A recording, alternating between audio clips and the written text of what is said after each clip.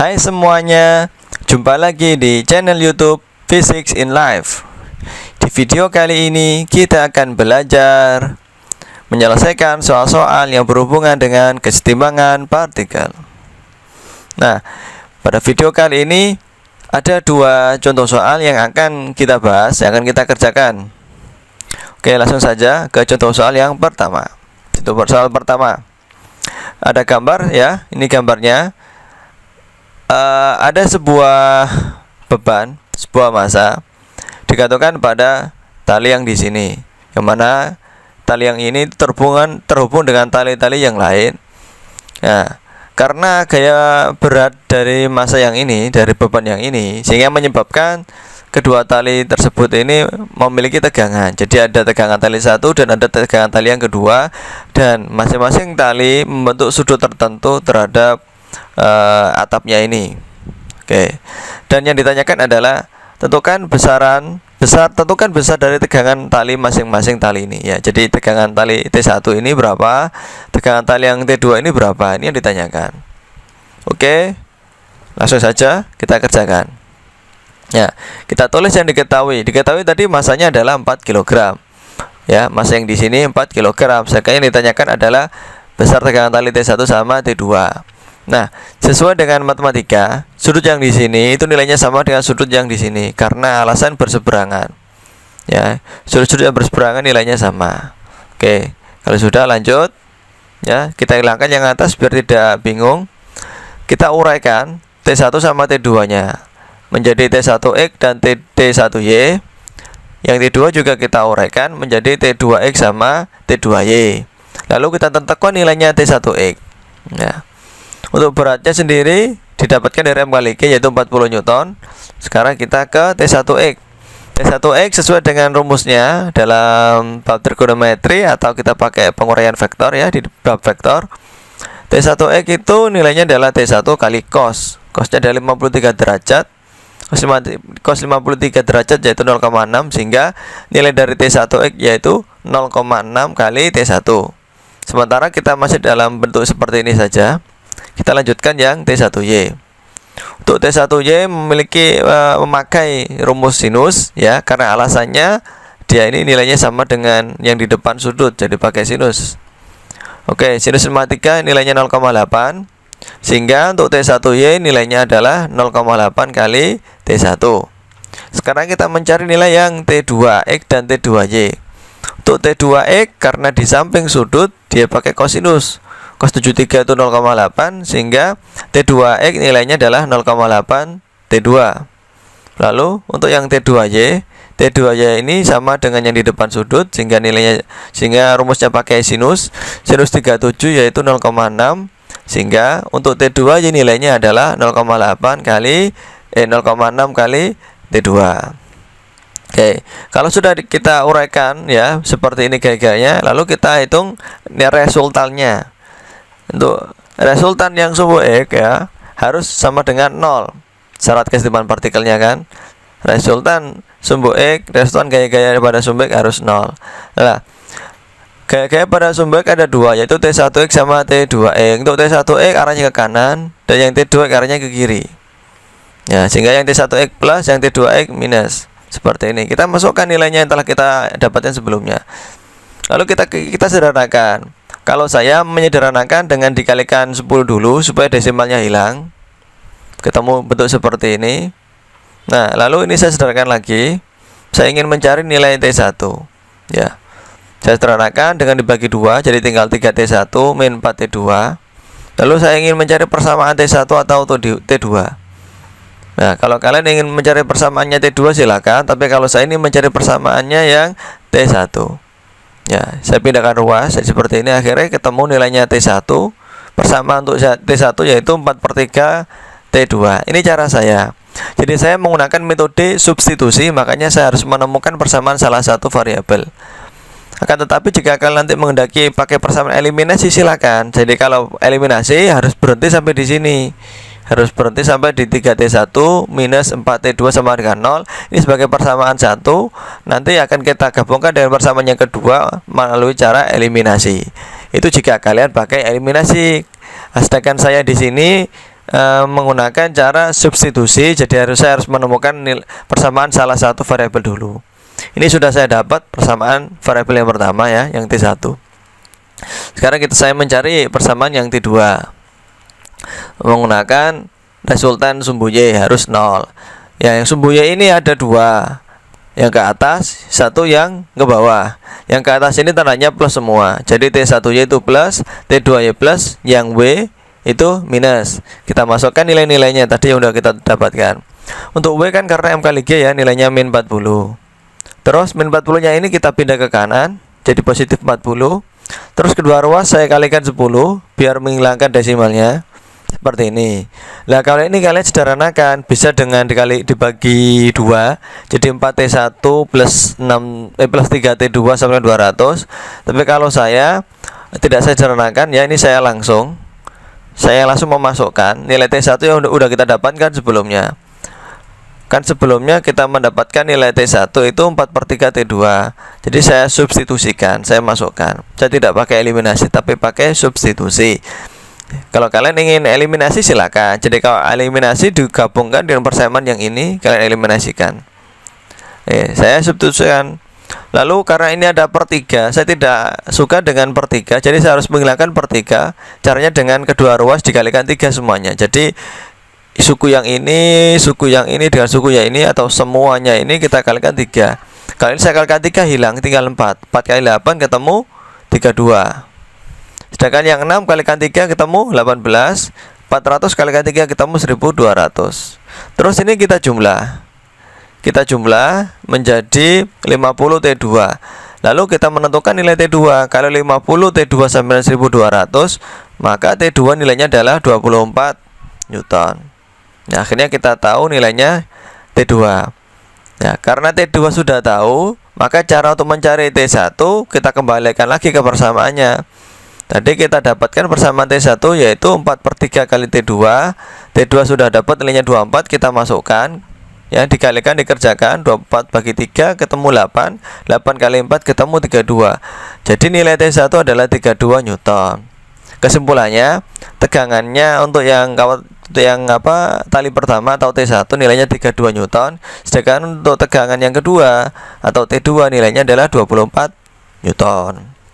Jadi tadi konsepnya kita uraikan dulu T1 T2 ya, kita uraikan menjadi komponen sumbu X dan sumbu Y-nya. Lalu kita cari hubungannya yang sigma Fx harus 0, sigma Fy harus 0 supaya kita dapat persamaan satu dan yang kedua. Kalau kalian pakai eliminasi silakan, kalau saya tadi pakai substitusi. Ya, seperti itu. Oke, lanjut. Sekarang kita ke contoh soal yang kedua. Tapi sebelum itu ya, jika kalian menghendaki cara yang lebih cepat untuk mengerjakan contoh soal yang pertama, maka diharapkan kalian harus menunggu sampai di akhir video ya. Karena ada cara cepat untuk mengerjakan contoh soal yang pertama tadi.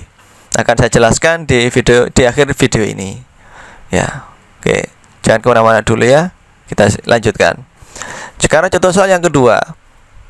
Nah, sistemnya dalam keadaan setimbang seperti dalam gambar berikut. Yang dicari adalah perbandingan masanya. Berapa perbandingan antara massa A, massa B, dan massa C jika keadaan sistemnya itu kesetimbangan seperti ini, seperti gambar ini. Maka langsung saja kita teliti ya. Tadi kan ini sudutnya 37, maka jika ini saya buat garis bantu yang sumbu X, maka sudut yang di sini sama dengan sudut yang di sini dengan alasan saling berseberangan. Lalu kalau sudah, gambar yang ini kita rubah gambarnya, kita modifikasi sedikit jadi seperti ini. Akhirnya ada tanda-tanda tegangan talinya ya. Ini kan tegangan talinya tidak ada. Ini saya munculkan tegangan talinya. Di sini ada TA, ada TA. Kenapa kok saya kasih ini namanya TA kok bukan TB, bukan TC? Karena menganut W-nya ini, karena ini adalah WA, beratnya yang A. Ini semula kan M massa. Jadi saya rubah di sini besarannya menjadi kebesaran gaya semua. Adanya gaya berat WA ya, WB, WC, tegangan tali, TA, TB sama TC. Oke. Ya, kita buat seperti ini gambarnya, kita munculkan. Besarnya TA yang di sini itu sama dengan TA yang di sini, dan TA yang di sini besarnya sama dengan WA. Menggunakan konsep hukum Newton yang ketiga, yaitu aksi reaksi. Jadi untuk TA ini nilainya sama dengan WA, untuk TB sama dengan WB, untuk TC sama dengan TC yang di sini sama dengan WC. Kalau sudah, maka kita memakai gambar yang ini saja, bagian ini saja yang akan lebih kita fokuskan nanti ya, hanya bagian yang ini saja. Menjadi seperti ini. Nah, kalau sudah seperti ini ya, kita ulangi lagi. Gambar yang ini tadi yang kita ambil ya, gambar yang TA sampai TC, TB ini yang kita pakai, yang bawah-bawah kita hilangkan. Nah, dan kita rubah. Yang semula TA jadi WA, semula TC jadi WC, semula TB jadi WB. Terus ini kita buat sumbu X sama sumbu Y-nya untuk bantuan biar gampang. Lalu kita uraikan, WA-nya menjadi WAX sama WAY, kita uraikan. Oke, kita cari nilainya. WAX karena di samping di samping sudut 37, jadi dia pakai kosinus. Cos 37 itu 0,8. Maka untuk nilainya WAX yaitu 0,8 kali WA. Sedangkan untuk WAY nilainya kan sama dengan nilai yang di depan sudut, berarti pakai sinus. Sinus 37 itu 0,6, sehingga nilai WAY yaitu 0,6 kali WA. Kalau sudah, kita buat resultannya ya. Resultan sumbu X kan sama harus 0. Nah, yang searah sumbu X itu ada dua, yaitu WC sama WAX. WC-nya ke kanan positif, WAX ke kiri berarti negatif. Nah, lalu kita masukkan nilainya. WAX tadi udah kita dapatkan nilai 0,8 WA seperti ini.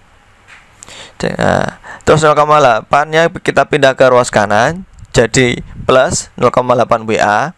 Nah, 0,8 itu kalau kita buat pecahan menjadi 4/5. Jadi WC nilainya 4/5 kali WA. Terus kita buat perbandingan, kita kalikan silang.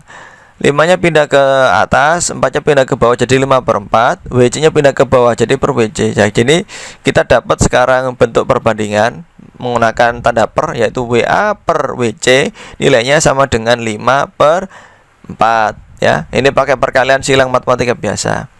Atau ini bisa kita katakan WA dibanding WC sama dengan 5/4. Oke, kalau sudah didapatkan perbandingan WA dengan WC, sekarang kita bandingkan antara ini kita buat resultan yang sumbu Y. Ya, yang searah sumbu Y ada dua, yaitu WAY sama WB. WAY ke atas positif, WB-nya ke bawah negatif. Kita masukkan nilainya WAY yang sudah kita dapatkan di atas, yaitu 0,6 WA. Lalu WB-nya kita pindah ke kanan jadi positif. Dan 0,6 kita rubah bentuknya menjadi 3/5. Terus kita kalikan silang supaya dapat perbandingannya. Jadi WA banding WB nilainya 5/3. Ini pakai perkalian silang matematika ya. Jadi 5-nya pindah ke atas, 3-nya pindah ke bawah, WB-nya pindah ke bawah. Jadi kita dapat dua perbandingan, yaitu WA dibanding WC sama WA dibanding dengan WB. Kita lanjutkan.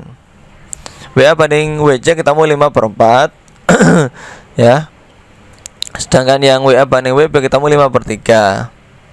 Nah, karena perbandingan antara WA-nya ini udah sama ya, WA yang ini yang kiri dengan WA yang kanan sudah sama 5 dengan 5, maka perbandingannya ini bisa kita gabungkan langsung. Ya, WA banding WB banding WC 5/3/4.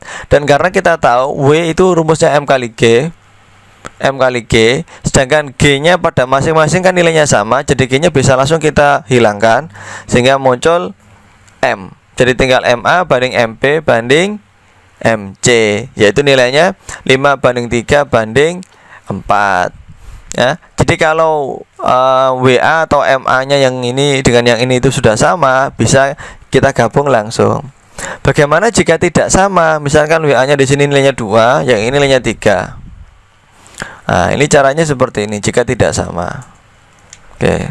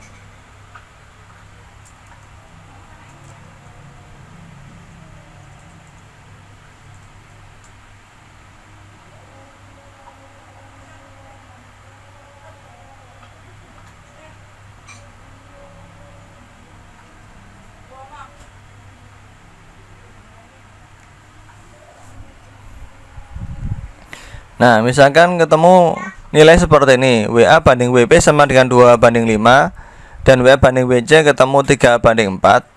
Maka ini nilainya kita buat sama dengan menjadikan WA-nya supaya menjadi KPK-nya ya. WA-nya yang satunya 2, yang satunya 3. KPK-nya 2 dengan 3 kan 6. Maka WA-nya harus kita rubah menjadi 6, sehingga ini supaya jadi 6 kalikan 3. Maka keduanya harus kita kalikan 3, sehingga ini menjadi 6/15. Kalau yang di bawah ini 6/12, seperti ini. Nah, kalau sudah sama seperti ini, kita lanjutkan. Jadi perbandingan antara WA banding WP banding WC nilainya sama dengan banding 12, seperti ini. Ya kan? Bisa dipahami? Ini kita kalikan 3. Keliru, maaf ya. Ini yang atas kita kalikan 3, jadi 6, jadi 12. Sedangkan yang bawah kita kalikan 2. 3 kali 2 6, 4 kali 2 8. Jadi ini harusnya 8 karena kita kalikan 2. Ini jadi 8. Nah, jadi seperti ini. Jika kasusnya nanti kedapatan antara WA yang satu dengan WA yang kedua nilainya tidak sama, maka kita buat sama. Ya. Kita jadikan bentuknya supaya sama menjadi KPK-nya. Seperti itu, ya. Oke. Jadi seperti ini. Misalkan ya, ini adalah matematika biasa. Lanjut. Nah, tadi saya sudah berjanji untuk menunjukkan cara cepatnya ya. Sekarang kita mencoba mempelajari cara cepatnya untuk mengerjakan contoh soal yang nomor 1. Caranya menggunakan konsep kesetimbangan 3 gaya. Ini sudah dipelajari di matematika di bab trigonometri.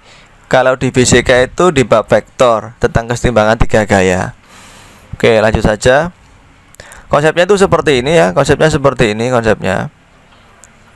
Dimana perbandingan antara F1 dengan sinus sudut yang di depan F1, yaitu sudut alfa, sama dengan F2 dibanding sinus sudut yang di depan F2 atau sudut beta.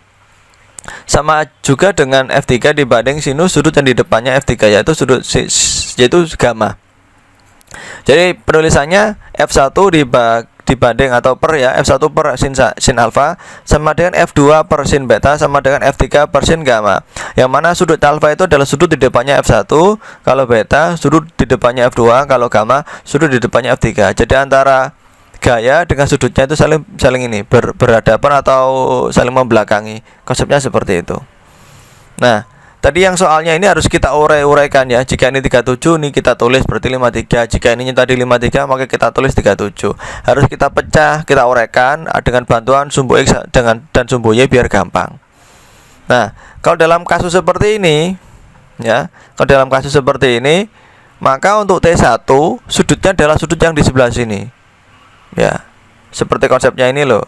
Kalau F1 sudutnya kan alfa. Alfa kan sudut yang ini antara kedua gaya. Maka kalau T1 sudutnya pakai yang kedua gaya antara kedua gaya ini, yaitu 37 ditambah yang ini siku-siku, ini 90. Berarti untuk rumusnya sendiri T1 per sinus 37 ditambah 90 itu nilainya sama dengan T2. T2 itu yang ini per sinus sudutnya yang ini. Sudut ini adalah 53 ditambah 90 atau 90 tambah 53 sama dengan W yang di sini per sinus sudut yang di sini. Sudut yang di sini nilainya adalah 90 ya. Oke, saya ulangi lagi. T1 di per sudut 90 plus 37 sama dengan T2 per sinus 90 plus 53 sama dengan W per sinus 90 derajat. Ini kesetimbangan 3 gaya. Akan tetapi sesuai dengan matematika, ini nilainya adalah 127, berarti sudut tumpul. Sedangkan sinus sudut tumpul itu nilainya sama dengan sinus sudut lancipnya, yaitu 53. Jadi yang semula sinus 127 bisa dirubah menjadi sinus 53 sudut lancipnya. Ini pun juga begitu. Ini adalah 143 derajat. Sinus 143 derajat itu sama dengan sinus 37 derajat. Jadi sinus sudut tumpul sama dengan sinus sudut lancip. Nah, maksudnya seperti ini. Antara tumpul dengan lancip itu ya. Maksudnya seperti ini.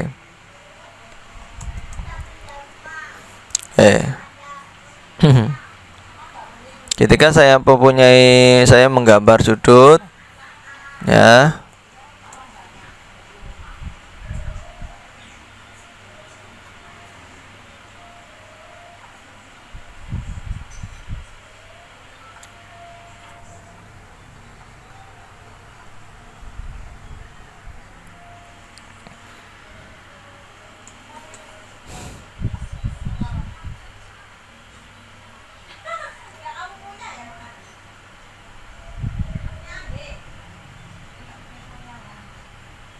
nah, ini ada sudut tumpul, ini ada sudut lancip. Ketika sudut tumpulnya adalah 160 derajat,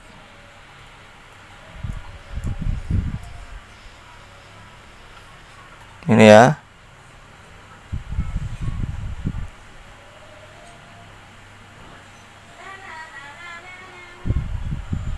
Sudut tumpulnya ada 160 derajat, maka sudut yang lancipnya adalah 20 derajat. Nah, maka hubungannya, trigonometrinya ya, sinus atau sin 160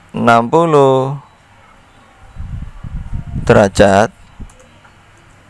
itu nilainya akan sama dengan sinus 20. Nah, ini hubungannya. Jadi sinus sudut tumpul, ya ini sudut tumpul, nilainya akan sama dengan sinus sudut lancipnya. Nah, ini aturan sudut yang berelasi dalam matematika pada bab trigonometri. Oke, kita lanjutkan ya. Kita lanjutkan.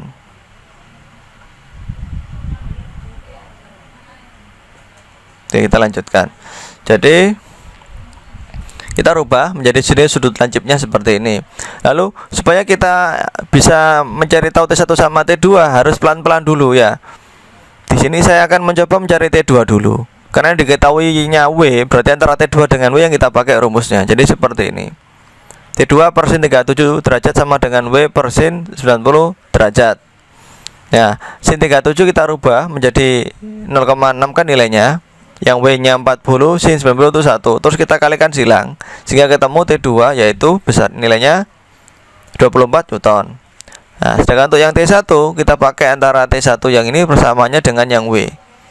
Terus kita masukkan nilainya, sin 53 0,8, sin 90 itu 1. Kalau sudah kita kalikan silang, maka ketemu T1 sama dengan 32 Newton. Nah, ini dapat kalian lihat betapa efektifnya metode yang seperti ini menggunakan kesetimbangan 3 gaya. Hanya butuh satu slide sudah bisa mendapatkan nilai T1 sama T2. Beda dengan yang soal yang sebelumnya menggunakan sigma fx sama dengan 0 dan sigma fy sama dengan 0, sangatlah lama ya. Seperti itu. Oke, sekian video kali ini. Semoga bermanfaat bagi kalian. Jangan lupa tekan tombol share ya supaya bermanfaat bagi yang lainnya. Oke, saya akhiri sampai di sini. Terima kasih.